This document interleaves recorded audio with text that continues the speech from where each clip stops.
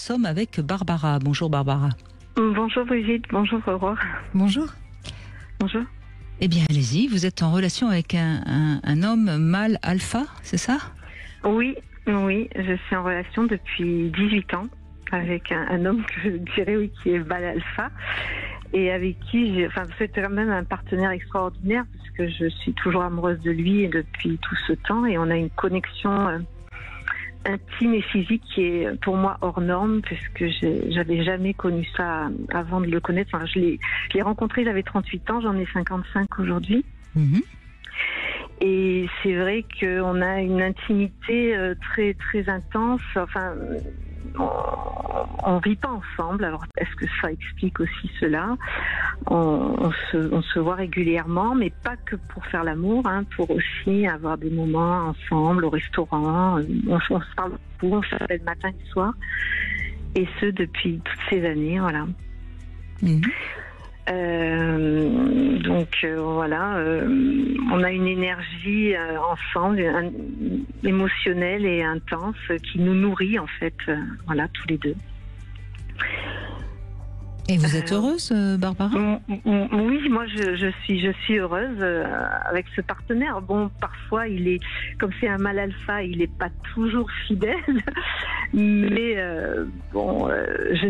avec moi, c'est un petit peu particulier. On a une connexion qui est particulière, forte. C'est-à-dire que vous avez la sensation d'être la principale, si je puis dire. Oui, tout à fait. Et ça vous nourrit, finalement? Oui, finalement, ça me nourrit parce que on a cette connexion émotionnelle et physique qui est intense, intense. Et vous l'excusez d'être infidèle parce que c'est un mâle alpha? Alors, je l'excuse. Non, je l'excuse pas. En tout cas, vous l'acceptez parce que c'est un... J'ai fini par l'accepter parce que je pense qu'il en a besoin. Il a cette quête de séduire. C'est un homme séducteur et séduisant. Après, on a cette connexion qui est particulière. D'ailleurs, il le reconnaît. Il me dit quand même aussi qu'avec moi, c'est différent. On se connaît bien et on arrive à nourrir tout le temps cette intimité au travers des années. Alors, comme vous vous appelez Barbara, je pense que vous avez peut-être envie que Aurore Mallet-Carras vous donne quelques précisions sur ce que serait un mâle alpha. Oui.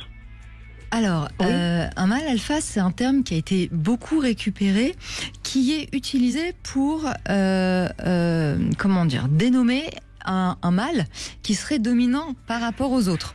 Alors, il faut aussi comprendre que d'un point de vue de la recherche scientifique, ce terme, il a été beaucoup remis en question. Il est assez dévoyé aussi dans le langage actuel. Il y a beaucoup de personnes qui vont s'autoproclamer mâle alpha, qui le sont peut-être pas nécessairement.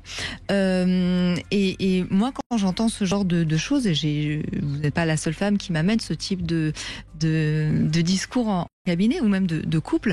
Moi, la seule chose que d'abord j'ai envie de vous demander, c'est est-ce que vous êtes satisfaite de cette relation-là et pourquoi est-ce que ce terme-là est utilisé comme justificatif d'une activité ou de relation parallèle?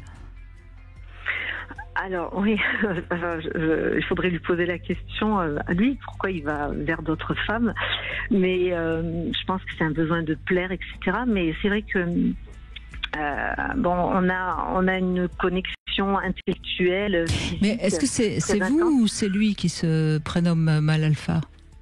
Non, lui, il ne le dit pas. Non, d'accord. Il le dit pas. Donc c'est vous. Donc dans votre. Moi, j'ai eu des partenaires. Excusez-moi. Pardon, oui, je vous coupe. Et j'ai eu des partenaires avec qui il a été, qui me disaient qu'effectivement,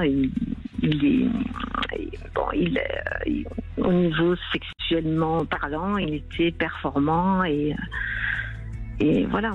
Il y avait ce côté-là. Ouais. Alors, sur la précision du terme de mâle alpha n'a aucun rapport avec la performance sexuelle. C'est vraiment dans une notion de hiérarchie dans la société, dans le groupe, en général, par rapport aux autres mâles. Mais c'est vrai qu'il est séducteur et séduisant et il plaît aux femmes, voilà. Ça, c'est autre chose. Oui, c'est plus un Don Juan ou un Casanova, si je puis dire, qu'un mâle alpha. On pourrait dire.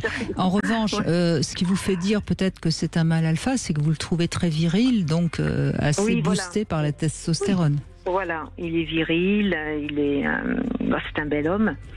Il est, voilà. Mais Barbara, écoutez, entre nous, mais là, ça n'est qu'entre nous. Je crois que vous êtes très fière que vous soyez la favorite de ce mâle alpha. Oui, quelque part, oui, ça me flatte, oui, quelque part. Bien sûr. Mais c'est formidable parce que d'une infidélité qui pourrait vous faire terriblement souffrir, vous en avez fait j'en doute pas. Au début. Ça, je n'en doute pas. Mais vous avez réussi à en faire quelque chose qui vous narcissise. Oui, quelque part, oui, aujourd'hui, oui. Et puis bon, je l'ai accepté parce que je sais comme il me le dit d'ailleurs, il revient toujours vers moi, et c'est vrai. Alors, je vais vous dire un petit secret, mais surtout ne lui dites pas parce qu'il va s'écrouler sinon. Vous savez que derrière ce besoin de séduire beaucoup d'autres personnes, c'est quand même un besoin de se rassurer sur son plan d'identité et de confiance en soi. Hein. Oui, tout à fait, tout à fait. Donc en fait, il est bien moins mâle alpha que vous croyez. Hein. Vous êtes d'accord, Aurore, hein? Oui, bien sûr. Après, ce qui est important, c'est que vous soyez bien tous les deux, que vous y trouviez votre compte, et surtout que vous ne soyez pas lésés, que vous vous racontiez pas, d'histoire, mais de ce que j'entends dans votre discours, c'est exactement ce que vient de dire Brigitte. C'est flatteur pour vous. Oui, quelque part, bien sûr, parce que je suis choisie, et puis je veux dire, malgré qu'il ait de temps en temps des personnes tierces au milieu de notre relation, je sais que j'ai toujours une place particulière dans sa vie, et qui revient tout le temps. Enfin, on est toujours en lien, voilà, malgré tout.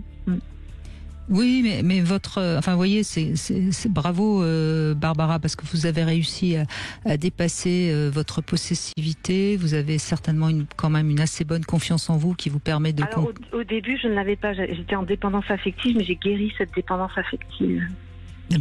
Bravo, parce que de cette relation qui était certainement compliquée, vous en avez fait un parcours initiatique. Moi, je suis toujours, moi, je suis toujours admirative parce que de quelque chose qui aurait pu vous écrouler, vous en avez fait une force. Ça. Et à sa décharge, il m'a donné confiance en moi. Il m'a permis parce que j'avais pas confiance en moi, il a permis quand même, il était quand même très.